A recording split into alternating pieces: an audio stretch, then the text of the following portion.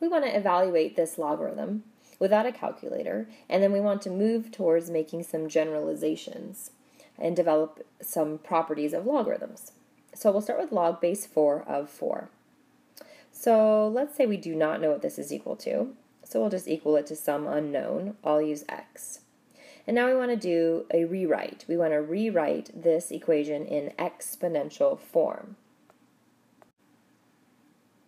So in exponential form, rewritten, we always begin with the base. The base is 4, so that would be 4 raised to the power of x is equal to 4.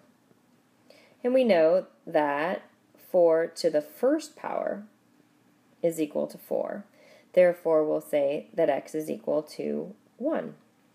So log base 4 of 4 is really the same as just the number 1.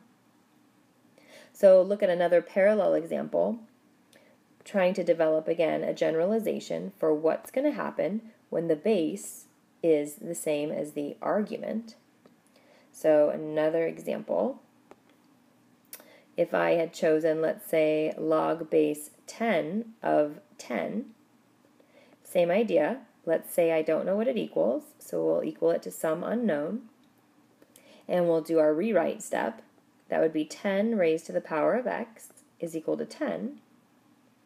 Well, we know that we really have the 10 to the first power. That will equal 10. Therefore, x is equal to 1. So this logarithm is also equal to 1. So now, hopefully you can generalize and sort of develop a property here. Your generalization,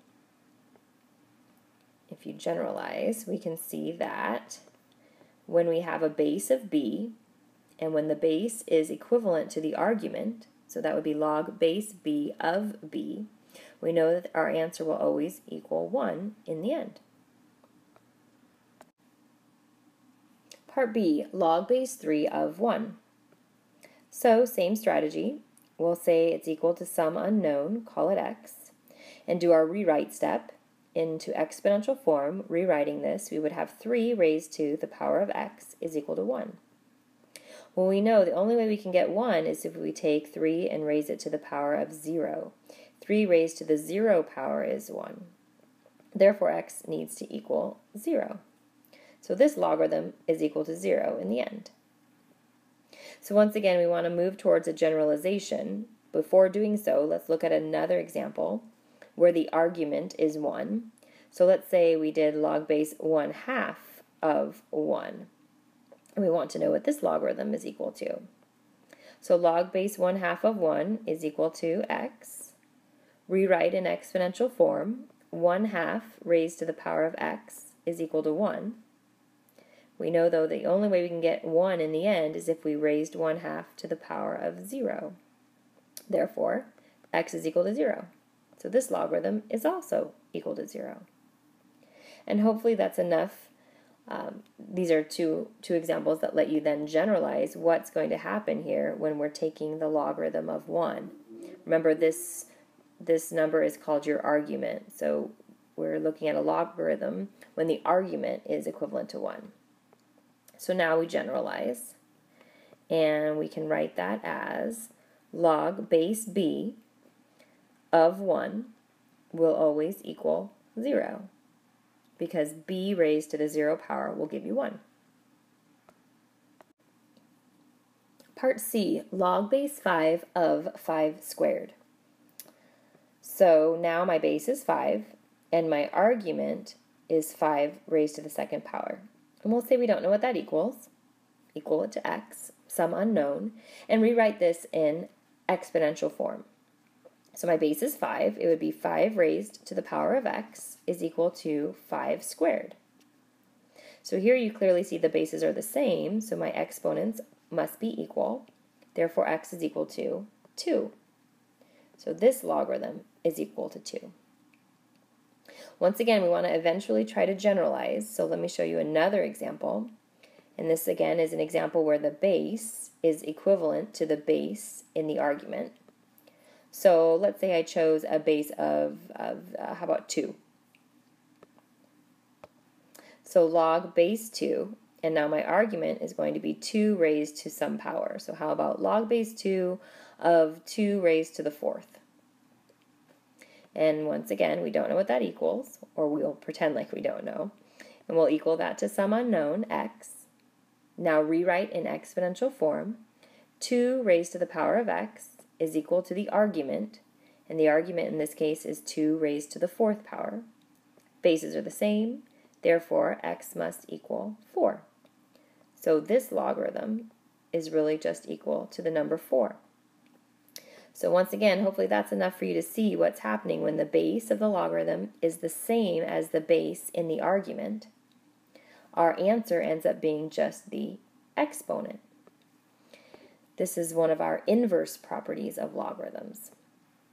So we're going to generalize. There we go.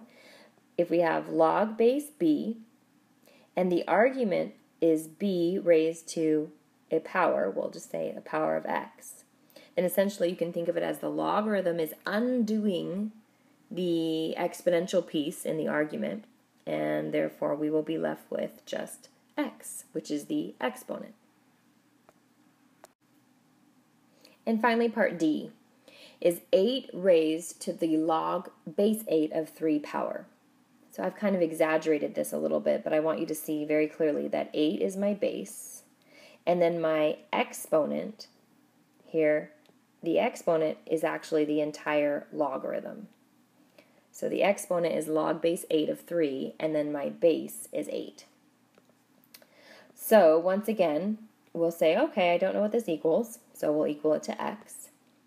But the difference on this one, when we equal this to x, is that right now, this is technically an exponential form because we have 8 raised to a power.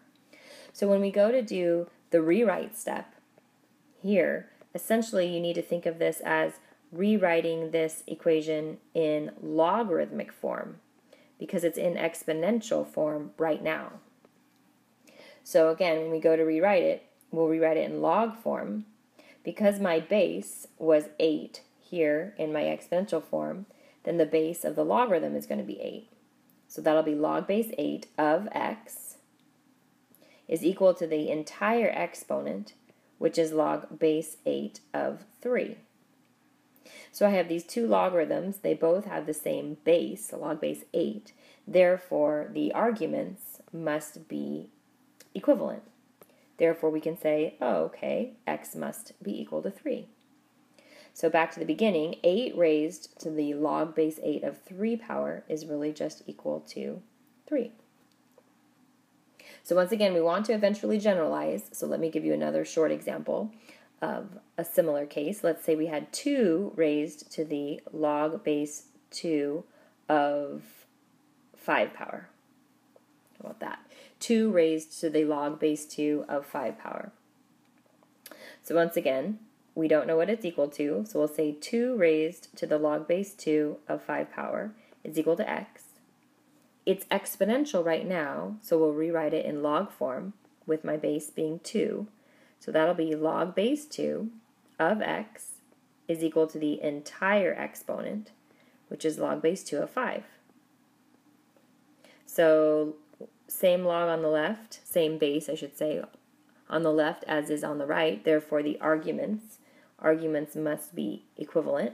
So x is equal to 5. Therefore, 2 raised to the log base 2 of 5 power is equal to just 5. And so now we want to generalize. Look what's happening when the base, here the base was 8, and then the exponent was a logarithm base 8. And likewise here my base was 2 and the exponent had a logarithm of base 2. So this is our second inverse property. So let's generalize down here. Essentially, if we have some unknown base, we'll just call it base b. But if we're raising it to a power that contains a logarithm, that is also base b. So that would be read b raised to the log base b of x power. Then essentially they're going to undo one another and we'll be left with just the argument, which is x. B raised to the log base b of x power is equal to just x.